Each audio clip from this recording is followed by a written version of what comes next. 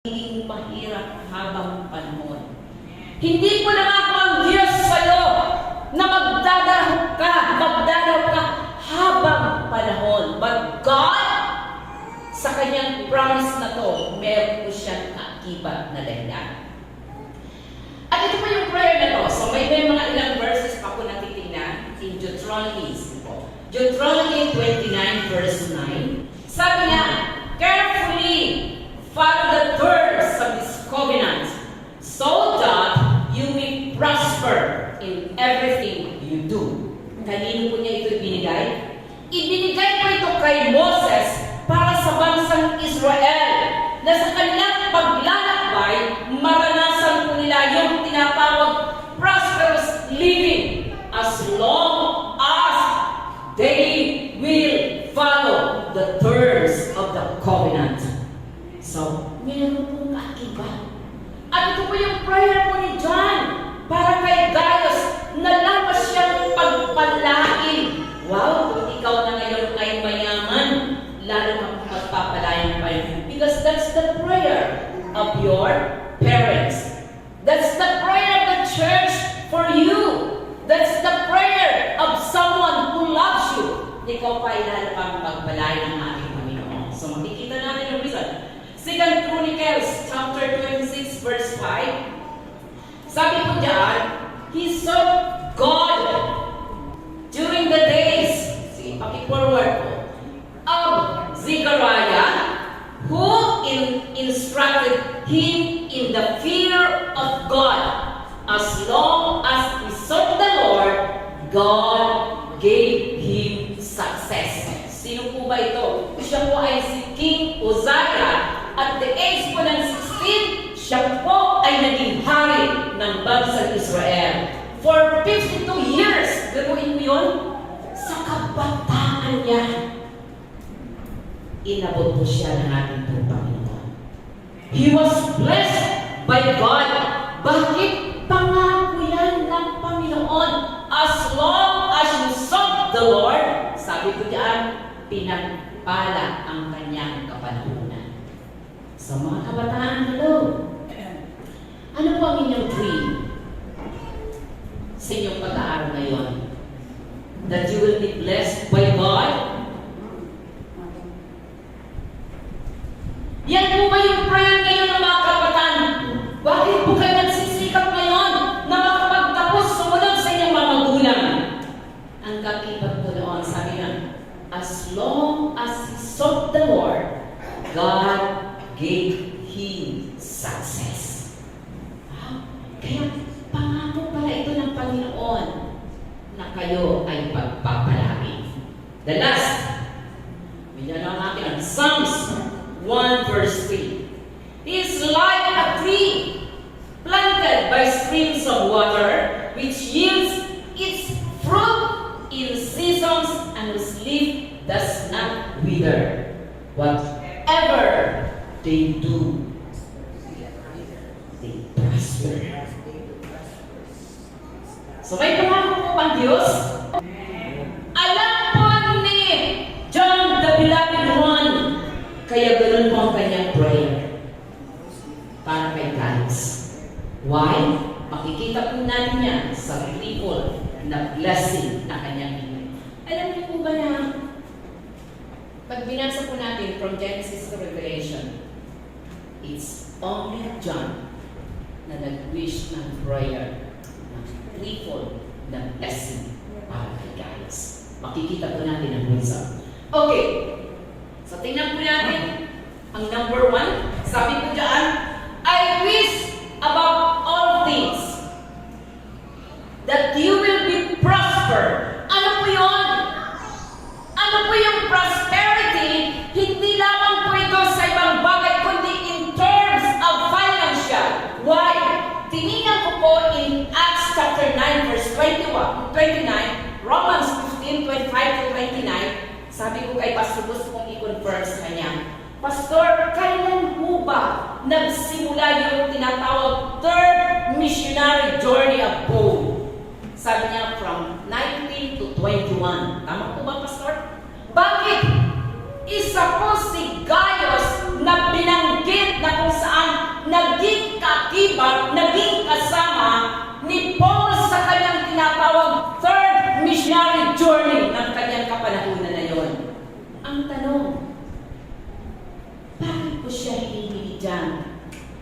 the more na pagpalain financially. Be a blessing to others. To be a blessing to others. Ganun po ba kakabukas ang kamay, guys? Para mag-pray ng isang magulang in faith.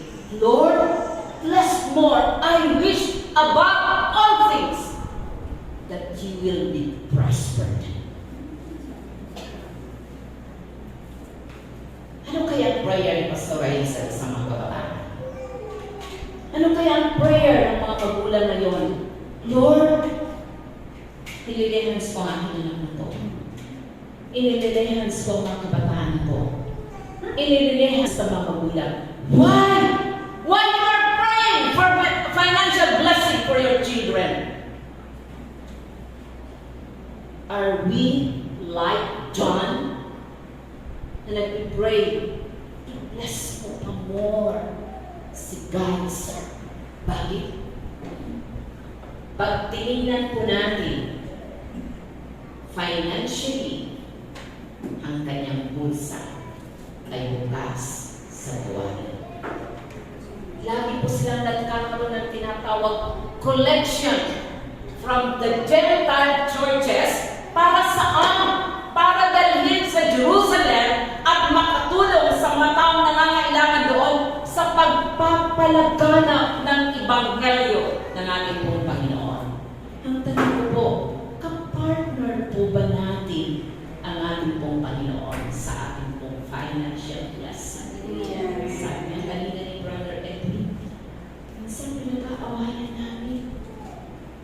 But God opened the door, the eyes, that you will see and you will feel the reason why we need to open our hands of prosperity. Ang simple lang, bakit gusto kong makapagtapos sa mga anak ko?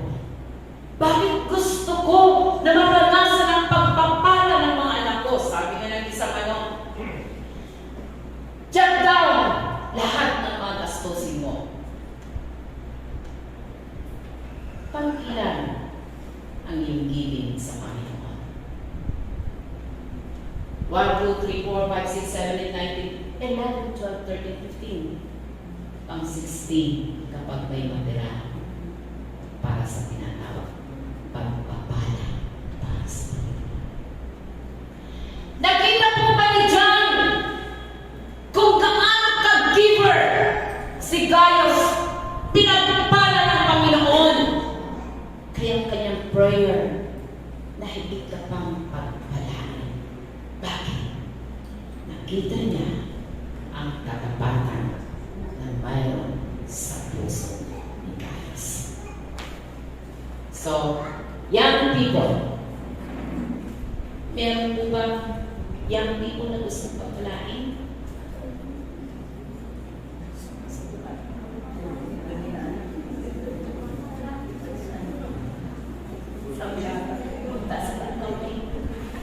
Sagot po tayo magtaas ng kamay, di po ba? This is the promise of God. Financial prosperity. Bakit nakikita ni Gaius kung kaano kabukas? Amen. Hallelujah. Ang puso ni Gaius, Praise God. ang tawag para sa pagpapalaganap ng Ebanghelyo ng ating pong Panginoon. Sabi ko, Lord, nakakatawa naman. Kaya pala ganito ang kanyang prayer, that you will be blessed. Ang pangako ng Panginoon, sabi niya, as you sought the Lord, as you obey the terms and conditions of God, you will receive blessing upon blessing. Bakit? Pangako ngayon sa isang tao para sa pagliligtas. Amen. Hallelujah. Amen. Parang matatanda ang nag-iing, hindi po ba? Hirap kasi Hallelujah, budget. Lord. Purihin ka, Panginoon. Pero guys, isa sa naging fellow na worker, kaakibat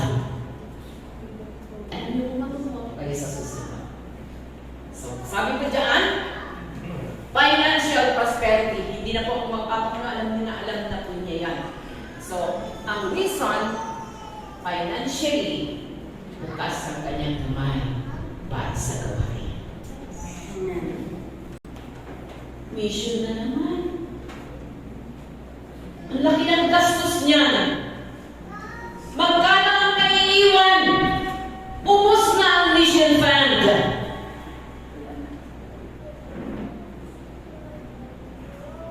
Ang bilis ko natin magkwenta. Pero ang father of faith ni Gaius, nakita niya ang kanyang karapat ng kanyang pamilya. Kaya parents, pag ang anak mo ay giver, pag-pray mo lang sa Panginoon. Amen. God will bless you. Amen. Wow, sobra ka namang pastora. Paano kung anak ko ay medyo kuripot? Pag-pray mo pa din. Nabuksan ng Panginoon ang kanyang paningin, ang kanyang pandama. Kahit tulad ni Gaius. I wish above all things that he will be prospered. So, sa mga magulang, ito po yung ating pong challenge. Pag-pray po natin sila. Okay, tingnan po natin para medyo may ano po tayo. Ano tayo mag-ano dyan? Pangalawa, mabilis po tayo ngayon. Sabi mo dyan, physical that you be in health. Di po ba sabi? That you will be prospered and be in health. Amen. Physical prosperity. In Acts chapter 20, verse 4, Acts 27, verse 2, binanggit uli ang pangalan ni Gaius. Bakit? Alam niyo po ba na si Gaius, hindi lang financially bukas ang kanyang palad sa gawain? Alam niyo, siya pa rin po ang nagdadala para sa Jerusalem. Nalala ko po sabi ng isang department, okay na yan. Nagbibigay naman kami. Huwag na kaming sumama sa misyon. Pang-cedar lamang yan. O di kaya pang-young people lang yan. Or pang-young couples lang yan. But not guys. Siya na yung nagkaloob. Dala-dala pa niya ang kanyang kaloob patungo saan? Sa mission ng ating pong Panginoon. Why are you praying for physical prosperity? Why are you praying that you will be healed? Why are you praying na maging malakas at maging matatag ka? Para saan ang takas ng iyong katawan? Amen. Hallelujah. Amen. Praise God. Amen. Praise God.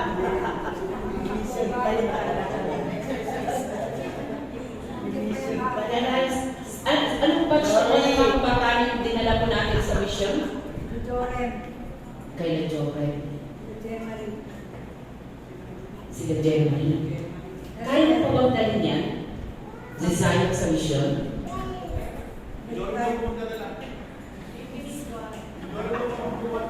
Si Joren na lang daw mag-big. May zipline na pastor sa Buskalan. Naalala ko doon andito meron po si John Faith. One time na namin pong visitation, baby pa po siya noon, siguro ilang months pa lang. Siyempre, kailangan po namin mag-visitation, dala-dala po siya. Hindi magandang hindi po siya sa panahon ng nag-visitation po kami. Nailapag po siya sa isang sopa. Pagbalik po namin kinabukasan, dala-dala po niya ang scabies. Pangasuka sa katawan.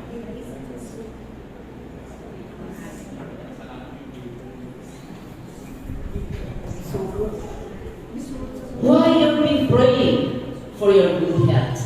Di ba, Pastora? Amen. To be Hallelujah. healed. Bakit ka nagpipray na gumaling ka? Bakit ka nagpipray na palakasin ka? Bakit ka nananalangin na magkaroon ka ng matibay na pangangabat? Para saan ang katawan na yan? Amen. Yes, Lord. Hallelujah.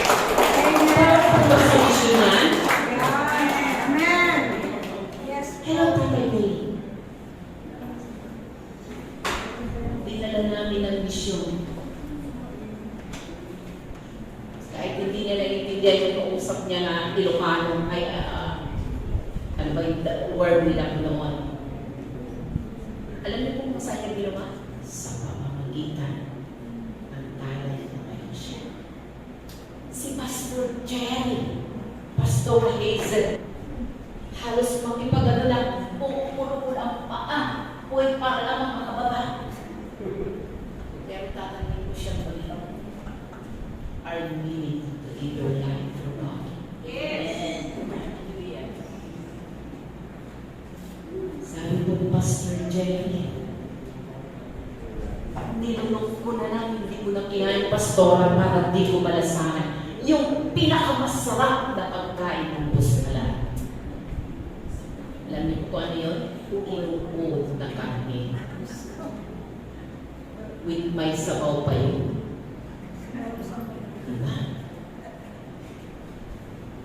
Hello! Young people. Yes, Para Lord. saan at nag-i-exercise ka? Para pagdating ng summer outing with good outfit. Hello! Yun po ba yung reason ng yung physical prosperity?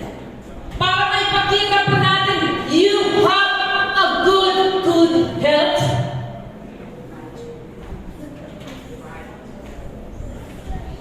I wish magkaroon tayo ng magandang pangatawan. Amen. Hallelujah. Di ba tatanungin ito si Pastor Jerry? Magbalik ka pa ba ng gusto ng pastor? Sabi ka na nakaupo. Nakaupo sa pastor sa may gilid ng ano. Pastor, kumusta ka? Okay ka lang ba? Okay lang po ako. Hindi ko na alam na hindi na pala okay ang kanyang pakiramdam.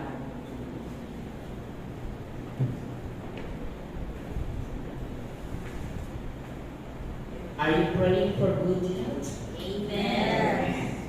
Be useful Yes. for this nation. Amen. Hallelujah, Lord. Hallelujah. Hindi po tayo para mag-entertain. Gusto ko sumama doon para maranasan po po yung ganung mga experiences. Naglalakad. Alam niyo po ba, naglalakad kami sa ganitong daan. Bangin. Ito po yung bundok. Kaya si Pastor Hazel habang naglalakad na nakaupo, naglalakad po siya na inuuso ng kanyang buwet. Kaya pag nalagpasan, nagagalit po siya. Alam niyo po ba, siguro isip niya, baka pag mahulog ko dito, baka nagkatingin sa akin, dalauna na kayo lahat. Pero sinulit, bilib ka. Talagang bigula na yung babae niyo. Tumatakbo sa kabundukan. Physical prosperity. Why you want to have your strength, good strength? Anong purpose mo? Hallelujah. Nung grade 4 si Ella, magmalakad kami papuntang school. Alam mo po ba kayo ng mga habit ng mga kabataan? Sige. Anong mga habit kayo ng mga kabataan? Sige, May. Ha? Ano daw? Hindi ko masyado na. Bilib ka ngayon sa maraming mga kabataan. Talagang ang kanilang purpose, magkaroon ng magbuting pangangatawan para sexy. Kung makapost sa Facebook, daring ang dating. Bakit? Ganda naman. Ang pogi. Ewan ko kung anong tingin ng Panginoon sa iyo. Si guys, ang prayer ng Panginoon sa kanya, you will be in good health. Why? Hallelujah. For mission. Yes. Biruin mo na, nagbigay ka na, ikaw pa ang nagdala-dala. Saan naman nun? Nagbigay ka na ng 100 sa mission. 200, 500. At ikaw ang nagdala para saan? Para sa pagpapalakas. Alam niyo po ba, pag tinignan po natin ang history sa Pastor Dante Nariang, pabalik-balik, walang ay na ang mission mission ko noon ni Apostol Pablo. At ka-partner ko niya, isa si Gaius. Ilan kayang kabataan ngayon? Naalala ko po sa, ano ba yung New Zealand? New Zealand? Marami pong mga kabataan na mga missionaries nag-iipon, nagtratrabaho, nag-iipon para saan? Para makarating ng Pilipinas. Pero ang mga Pilipino walang maipon, naiipon po lahat sa milk tea. Yumaman ang milk tea, pero walang mapuntahan ng misyon. Bakit? Dapat church ang sumagot ito.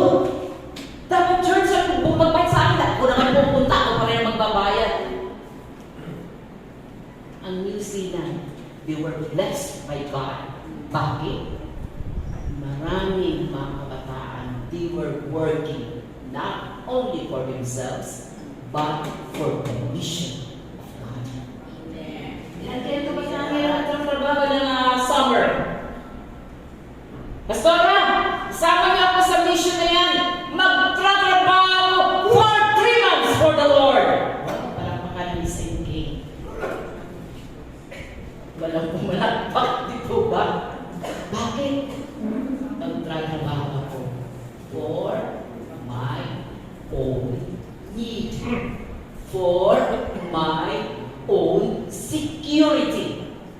Kaya sabi ni John, I wish above all things that you will be prosper financially and physical prosperity. Amen. Gagawin po natin intercessors. Ipag-pray nyo ngayon yung may mga heart for mission. Amen. Na sila'y pagpalain pa more. Pagpalain pang maraming mga kabataan. Pagpalain pang maraming sellers. Pagpalain pa ang mga YC na laging nagkakaroon po sila ngayon. Ang palagpakan po natin ang YC sa kanilang mission ngayon na makapag-alakan ng mga estudyante na po sa pag-aaral. Ang kanilang departamento po ngayon ay nagbigay para makapagpaaral ng 2 students. Praise God. Thank you, Lord.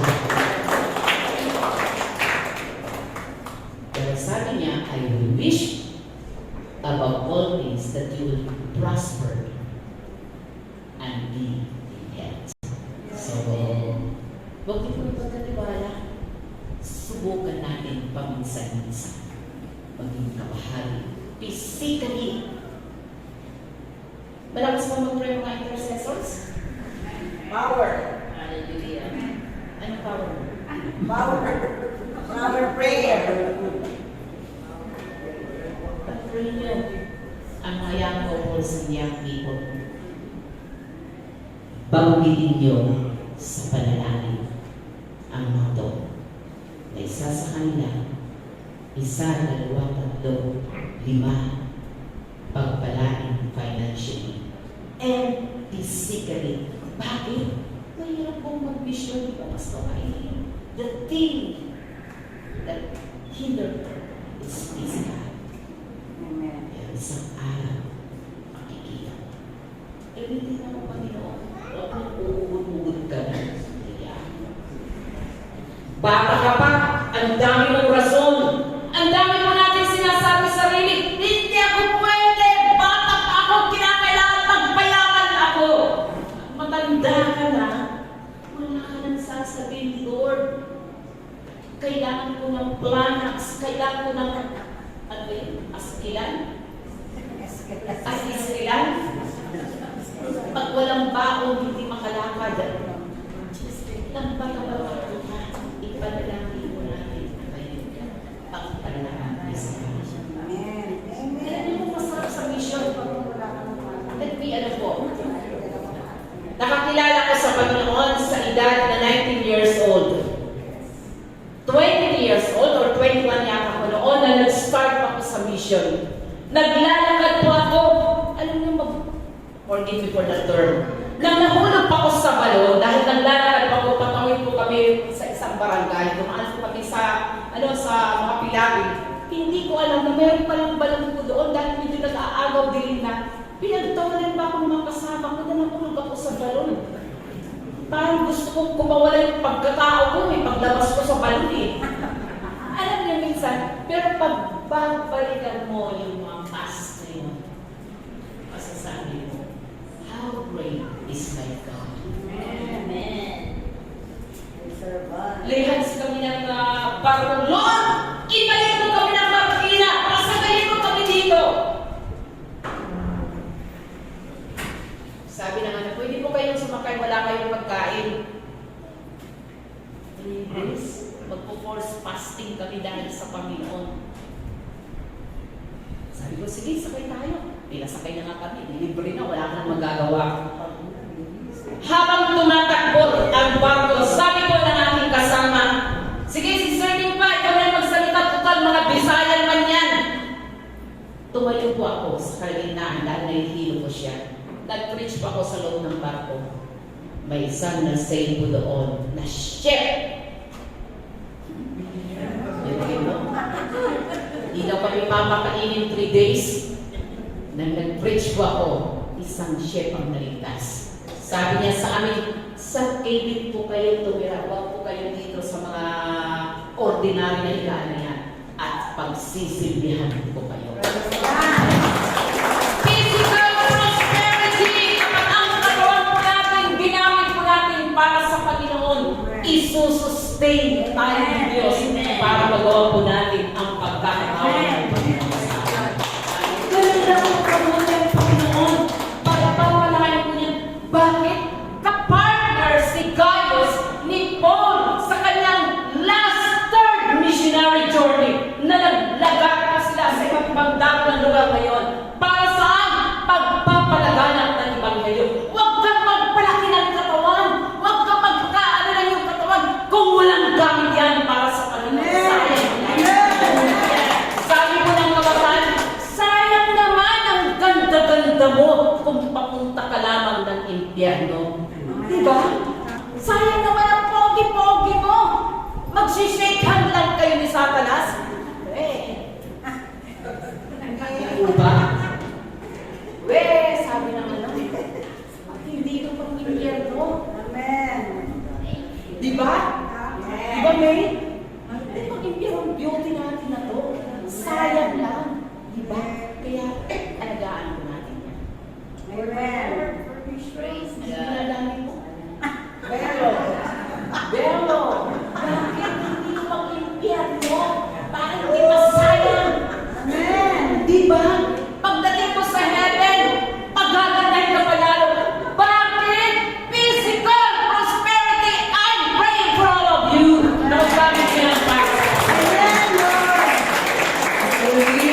So, sabi ko dyan, I wish above all things that you will be prospered financially, physically, and spiritually. Amen. Okay, number 3, spiritually. Sabi niya, even as thy soul prosper.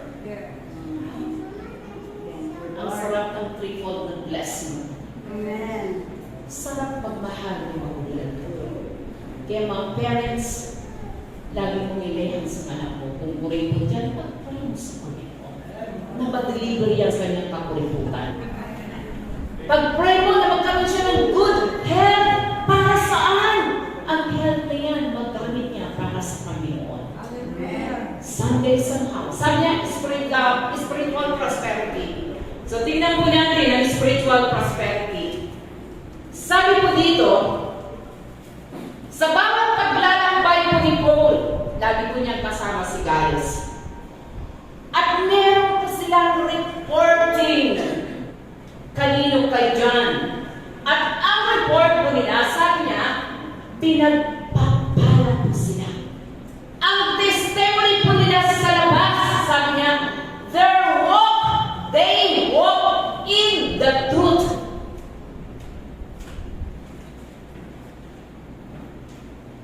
Ano po bang alam po natin sa katotohanan? That you keep it in your heart. May ano po ba kayo? Dito sa mga kabataan na narito, I'm talking always to the young people and young adults.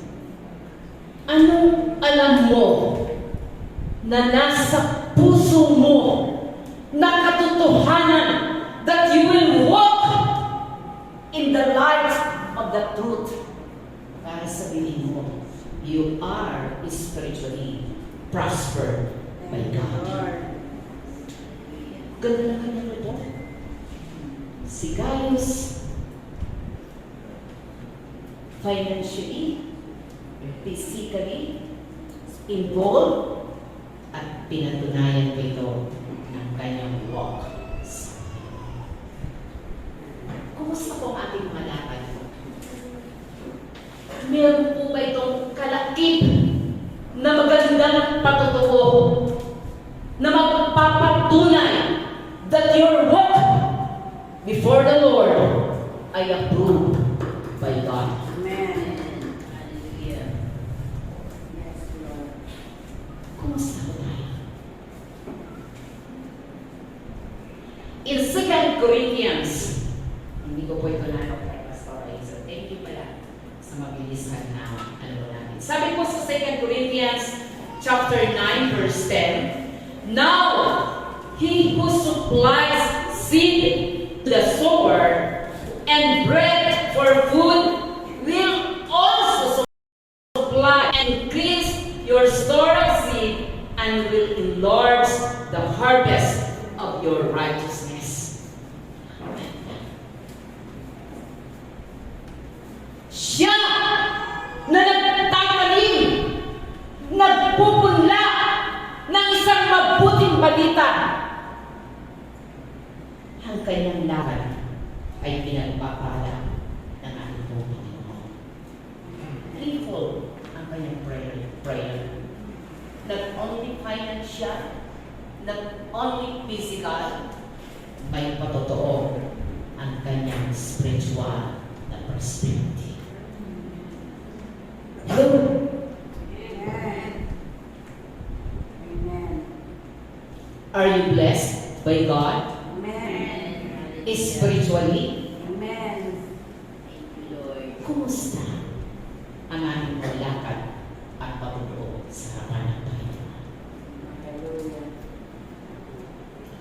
Walking in the truth, Amen. tayo po ba'y lumalakad ayon sa katotohanan? Amen. Hindi naman gusto sumasaya na ito. Amen. Hindi naman po yung sabi nga ni ang Mr. Kumito may kalukuhan eh. Sabi niya, dalawa lang ang rason niya. Pinatitigil ka na or nag-i-enjoy sila sa pagkikinig sa iyo. Amen. Or nag-bless sila sa sinasabi. Amen. He who supplies seed to the sower and bread for food will also supply and increase your store of seed and enlarge the harvest of righteousness. Amen, Lord. Kailangan mo na tayo ng righteousness ng Panginoon para maging qualified ka na tagapagmahal ng kalimutan. Kumusta? Kumusta ang ating mga lakad ngayon? Kumusta pa yung lakad po natin everyday? From Monday to Saturday. Sunday, I am good. After the service, where are you? Nasaan tayo? Pinupuro po natin upang habang naglalabas ka ng Panginoon ay dumadalo din sila para kumita. Amen.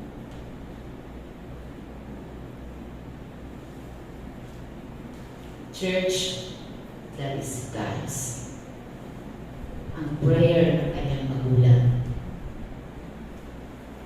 Magulang physical, magulang spiritual, magulang na nagpapahalaga sa'yo.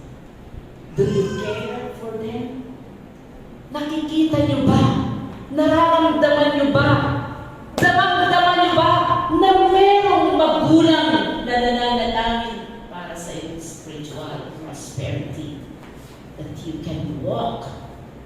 with dignity before the eyes of men and the eyes of God. Diba? Minsan, hindi po natin sila kailangan. Sabi nga ng mga bata, mature na ako. Ano ba naman yan? Lagi mo na lang akong binabantayan. Lagi mo na lang akong sinasabihan. Ano ito yung mga dialogue ng mga anak.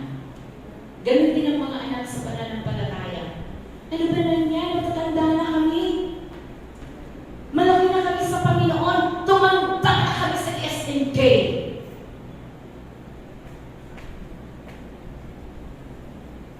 Bakit lagi pa rin ganun? Your spiritual parents care for you. Your parents care for you. That's why you pray for your spiritual strength. Hindi kayo pag-pray ng kaibigan mo na hindi mananampalataya. Lalo hindi ka ipag-pray ng kaaway mo.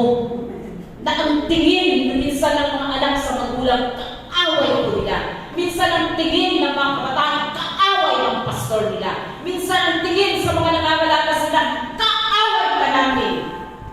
Pero sila ang nangangalaga at nagpapahalaga sa inyo. No one else. That is your parents. Parents is spiritual. Parents is very caring. Thank you, Lord.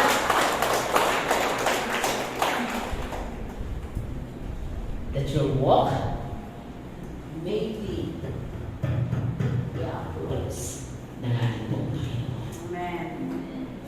Pag lumakad kayo sa mga ganyan lumakad, di ba? Ganyan lumakad kasi naging bis ang yan, bis marukina. Bawat takban, bawat pagnipo, God is watching. Amen. That you walk before the Lord in iyong pagpapala. Hindi lang sa mundo ang sa Panginoon. So, Lord. be careful. Sabi ko dyan,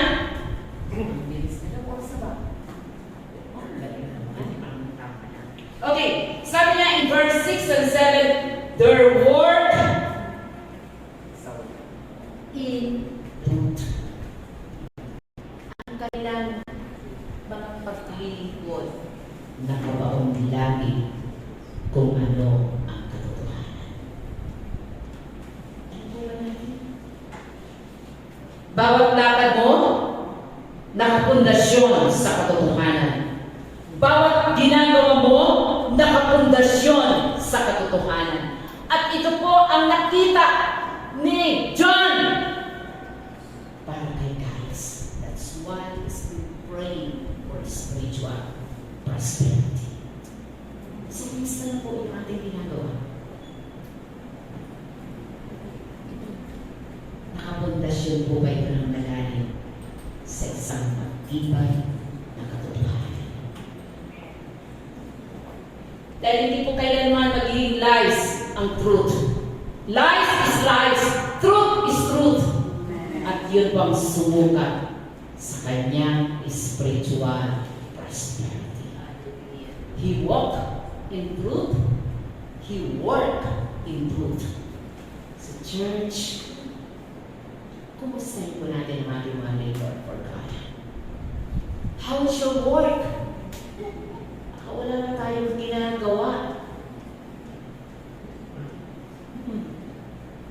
Nagbilang na tayo ng mga panahon, pero walang record of service sa Panginoon. Kumusta na? Alam nyo, napaka-bless ng mga kabataan ngayon na ang mga magulang po ninyo ay nakakilala sa Panginoon. Bata pa lang kayo, pinangalagaan na kayo sa paglilingkod sa Panginoon. Pero kumusta yung mga work po natin ngayon?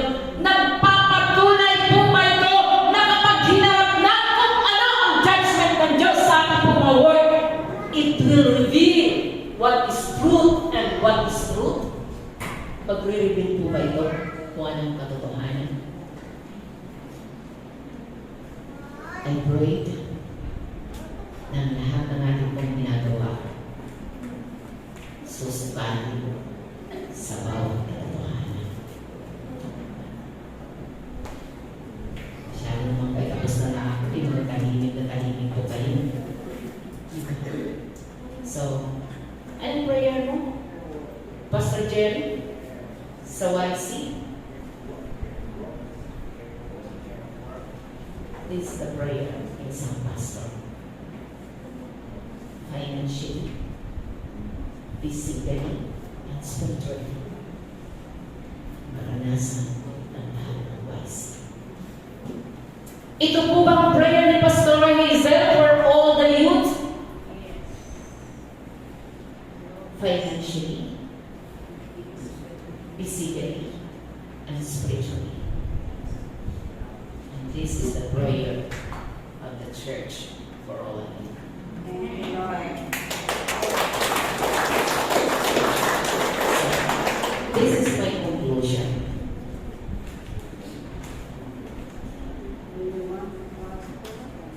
Nais niyo po bang pagpalain kayo? Amen.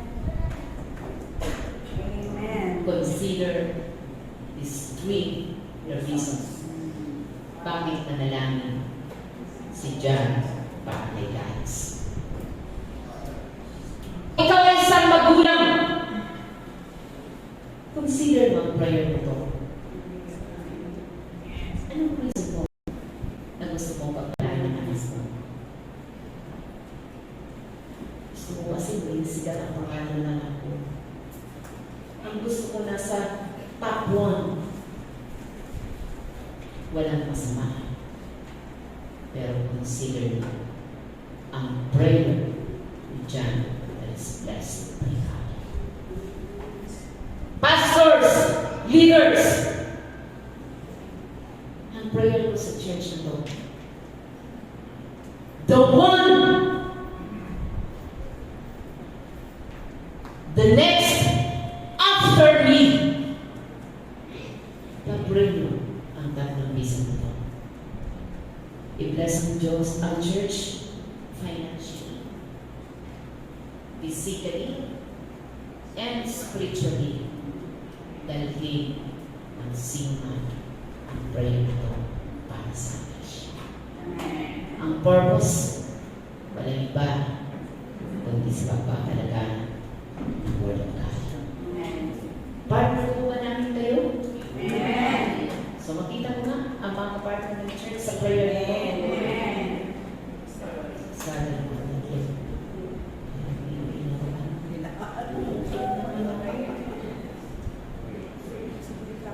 Let me see your hand. Thank you, Lord. Hallelujah. God bless you. If that is your prayer, the Lord will honor you. You will be prospered financially, physically, and spiritually for God's purpose. Thank you, Lord. Tayo po'y manalangin. Panginoon, maraming salamat dakilang Diyos. Yes, Lord. I-bless mo ang church. Salamat, Lord. I-bless mo ang prayer ng isang magulang. Maging sila na nasa kanilang mga tahanan. Maging sila dakilang Diyos na makakapakinig ng mensahe nito. Pagpalain mo ang isang panalangin, isang magulang para sa kanyang anak, na maliwanag ang yung reason, Panginoon. Maliwanag ang dahilan kung bakit nais namin pagpalain mo financially, physically, and spiritually ang aming mga anak na sila'y maging kabahagi sa pagpapalagana ng Ebanghelyo. Isang gawain na i-recognize mula sa lupa hanggang kalangitan. Pagpalain mo rin ang panalangin ng isang pastor na nangangalaga sa kanyang mga tupa mula dakilang Diyos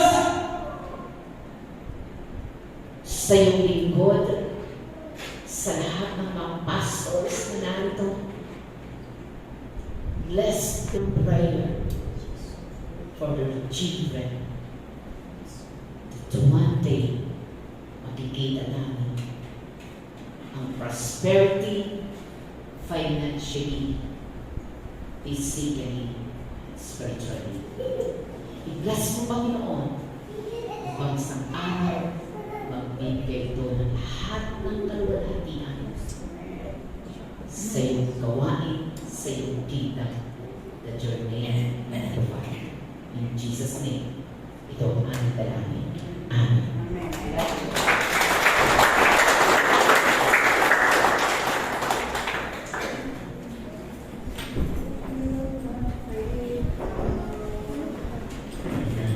Sino gusto maging first? Sinanay, amen ang amen na eh. Lakad tayo bukas, ha? Tapos sunod pa araw, ha? Oo. Ha? Promise? Kaso ba amen? Ha? Amen. Lakad daw ito kayo, exercising. Lakad daw. Sige po, announcement po sa church. Yan, so, yan po, Wednesday po, every 6 p.m. via Zoom. Speaker po natin yan lagi si Pastor Dante. Or for now, pala, lagi. For now, Book of Acts. Yan. Tanong ko lang po, sure. Prayer meeting po every Friday. Kailan po yung ating pong overnight? Sa 27 ba? Okay. So, yan po live Zoom din po. And sa meetings po naka-share. Tapos po, hindi po tagapagsalita next week po is si Pastor Hazel and Brother JR, mental health po, September 22. And sa last Sunday po, September 29, si Brother JR po speaker at si Sister Angelo po ang song leader. Thank you po sa Natasha and Marshall kanina, Sister Vicky, Sister Johan Guzman, and Sister Ruth Lee. Next week po, Sister Nancy de la Cruz, Sister Riza Peralta, and Sister May Lorena. And sa last Sunday po, Sister Belen and Patricia Villanueva at si Tatay Ray Malacot po. Yan. For the offering verse, next week po is si Brother Ham to Sister Esther CP. And sa kanila po, ayun po si Pastor Arlene at Sister Ami Rodriguez. Nasabihan na lang po sila. Yan. Every first Sunday po, a prayer for the sick and our loved ones. Pray for everything for first Sunday of the month. Yan. Face-to-face prayer meeting po. Hindi lang po natin ito masyado nalagawa. So, i-end naman natin ang schedule yan para maayos yung ating pong face-to-face prayer meeting. Yan po yung pinapalo po namin yung ating pledges for the music instruments. So, yan po yung mga na-complete. Tingnan nyo na lang po. Ongoing pa po, madami. Total pledge po of 115,000. Kulang pa tayo ng almost, 90,000 plus pa yan. So, may ano po tayo, may December pa, tapos pwede po kung mag-pledge yung gusto mo mag-pledge. Hindi po po sa natin naman yan. Pagpalain po tayo ng Panginoon. Overnight speakers po for our prayer meeting OPF is the Senators from Speakers, Worship Leaders 5A and Youth. Wala po icebreaker. Date September 27, 24, pwede po sa K-Church po yan. Sige po.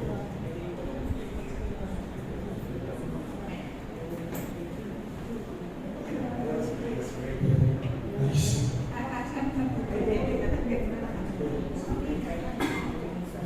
Okay, naway sige yung icebreakers. Hindi po next. Other announcement po. So, Pastor, ito may gawin po ba ang youth mamaya? 1 hour lang after? Or after lunch? 1 hour po after the service mga youth. Okay? Sino po may other announcement? Sure na po ha.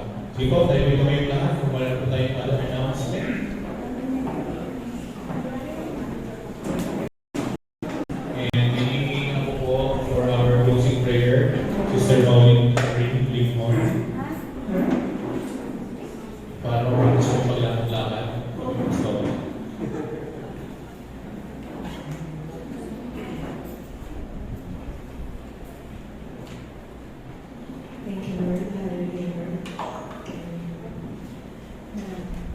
Lord, maraming salamat, Panginoon, sa umagang ito, Panginoon. Yes, Lord. Nakapagmugod kami sa iyo, Panginoon, na malaya, Panginoon. Yes. Lord, maraming salamat, Panginoon, sa mga blessings na natatanggap namin sa araw-araw na binibigay mo sa amin sa buhay, Panginoon. Lord, ganun din, Panginoon, na nagpapasalamat kami, Panginoon, sa mga hallelujah, sa mga trabaho namin, Panginoon, nagpatuloy mo kami, Panginoon, binibigyan ng kalakasan, physically, Panginoon, emotionally, and spiritually, and Panginoon. Lord, maraming salamat sa lahat ng iyon, Panginoon. Lord, sa paano ito, Panginoon, nilalapit namin, Panginoon, na pansamantalang pagkawalay namin sa buong isang linggo na naman na darating, Panginoon, na ingatan mo kami, Panginoon.